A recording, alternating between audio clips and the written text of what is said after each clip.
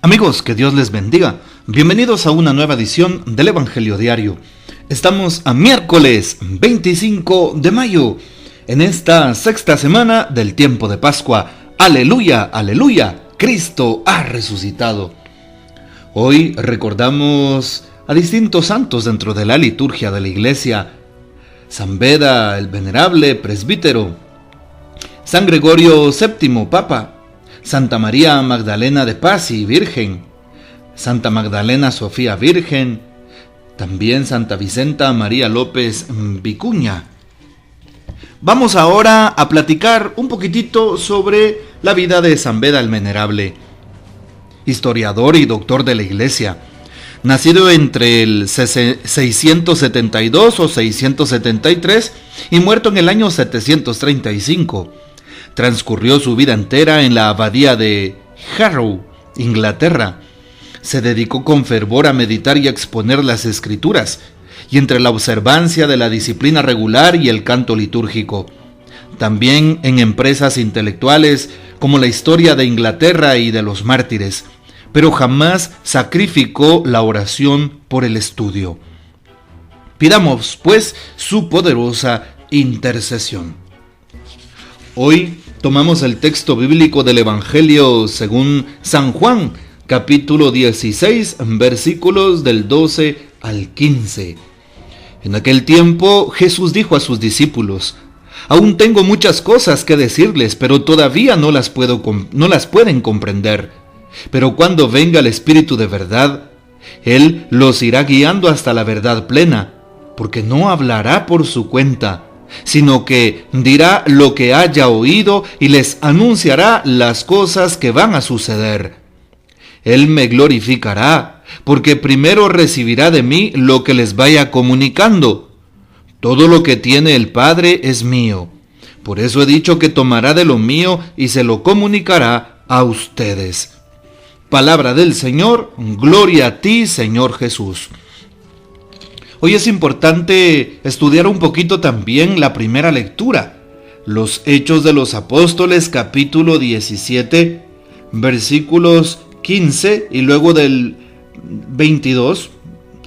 Repito, Hechos de los Apóstoles, capítulo 17, versículo 15-22 y luego capítulo 18, versículo 1.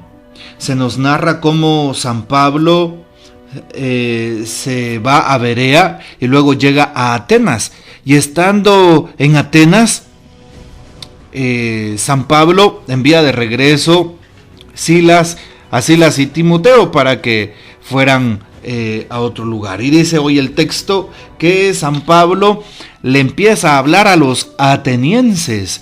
Así es, pero llama la atención porque San Pablo se sentía indignado porque veía la ciudad llena de ídolos. Así es, llena de esculturas ofrecidas a distintos dioses.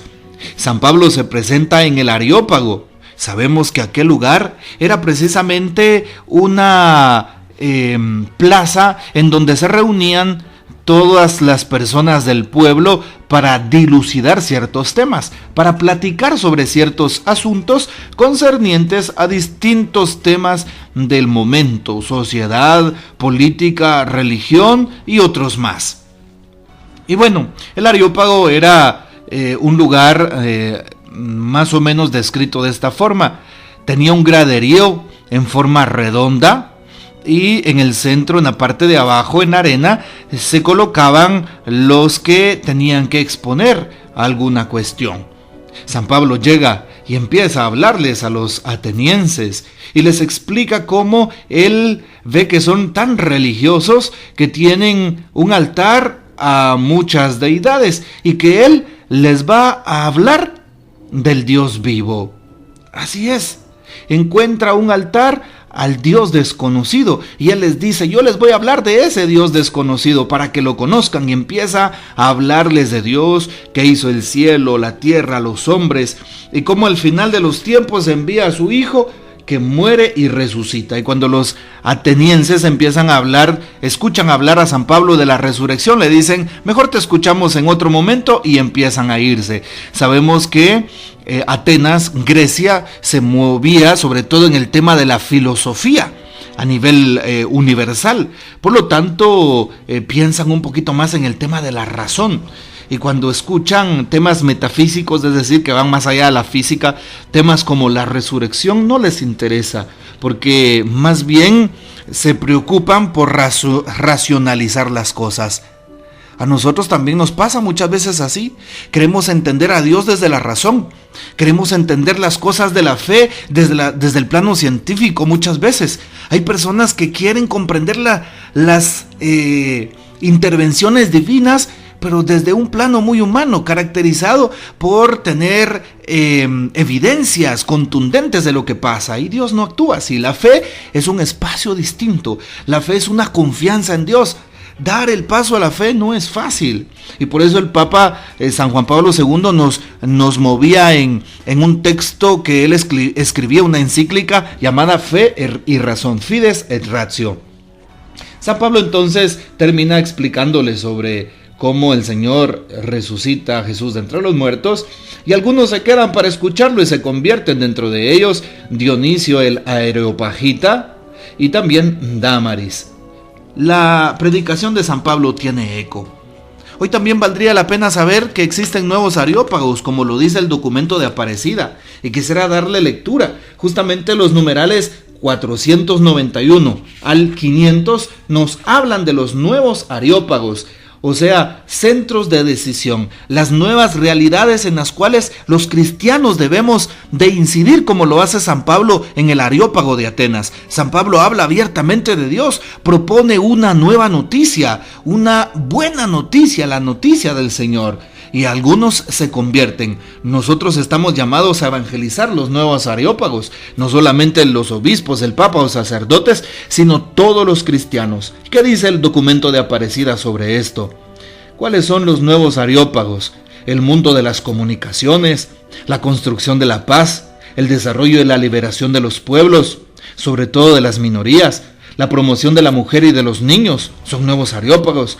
La ecología y la protección de la naturaleza. Sabemos que hoy, delante del calentamiento global del cual se habla tanto, pues también estamos terminando el mundo, tanta contaminación ahí. Estamos llamados a evangelizar estos nuevos areópagos, o hacer un examen de conciencia si nosotros no estamos promoviendo la contaminación de nuestro ambiente para que se terminen todos los recursos naturales. Ya lo estamos viviendo aquí en Ciudad de Guatemala y en muchos lugares del mundo. El agua, sí, ese vital líquido para vivir, se está agotando, se está terminando. También nos habla de otro nuevo areópago: la experimentación científica, las relaciones internacionales. Por ejemplo, debemos de evangelizar la cultura, dicen aquí los padres reunidos allá en Aparecida, Brasil. Sobre todo también la opción preferencial por los pobres, el compromiso con la realidad que nace del encuentro con Cristo, del amor a Cristo Jesús. Ahí está. También otra tarea importante, otro nuevo areópago que menciona Aparecida: la formación de pensadores y personas que estén en los niveles de decisión en distintos lugares, bien sean ámbitos sociales, políticos, económicos. Debemos de hacer un esfuerzo y tener creatividad para evangelizar esos lugares. También otro nuevo areópago, dice Aparecida, es la evangelización de empresarios, políticos y formadores de opinión, el mundo del trabajo, dirigentes sindicales, cooperativos y comunitarios. La iglesia debe de promover estas instancias, formar estas instancias, acompañar estas instancias para que desde el evangelio puedan ser iluminados.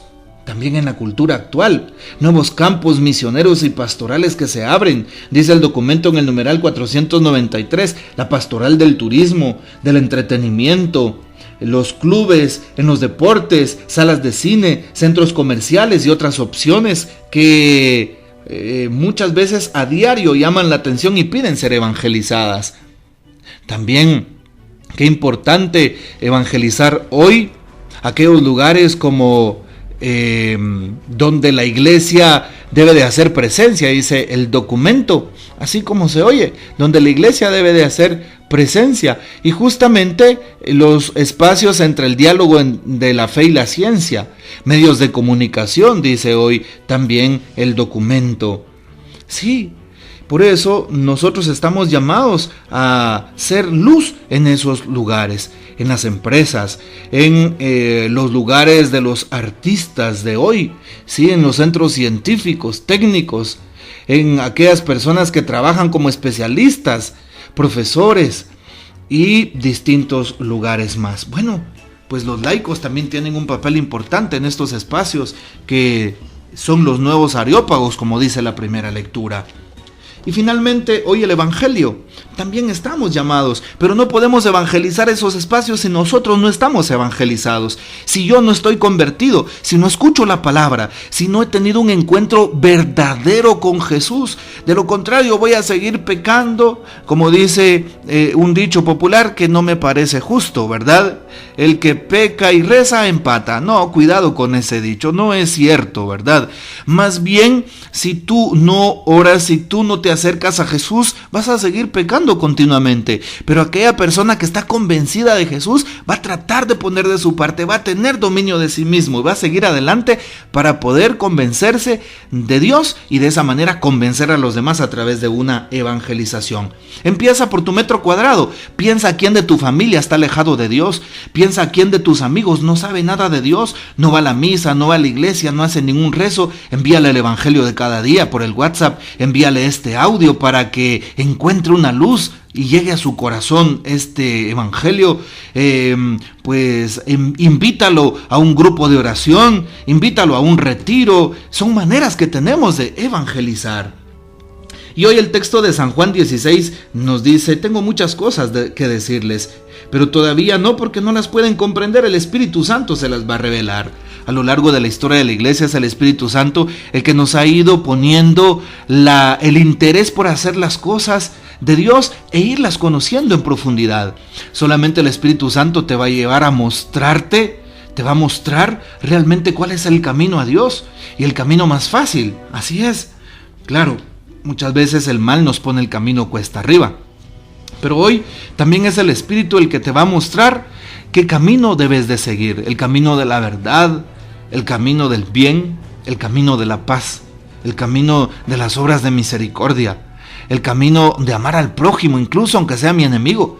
Ese es el camino que nos muestra el Espíritu Santo de Dios para llegar a la verdad plena. Y claro, la verdad plena solamente está en una persona, en la persona de Cristo. Aquel que ame a Cristo Jesús, aquel que se haya encontrado con Cristo Jesús, aquel que haya experimentado el amor, el perdón y la misericordia de Cristo, es el único que va a poder anunciarlo a los demás. Y termino con lo que dice el Papa Francisco para este día. El diálogo teológico no pretende un mínimo común denominador para alcanzar un acuerdo, sino más bien profundizar en la visión que cada uno tiene de la verdad completa que Cristo ha dado a su iglesia. Una verdad que se comprende cada vez más cuando seguimos las inspiraciones del Espíritu Santo. Por eso, afirmamos conjuntamente que nuestra fidelidad al Señor nos exige encuentros fraternos y diálogo sincero.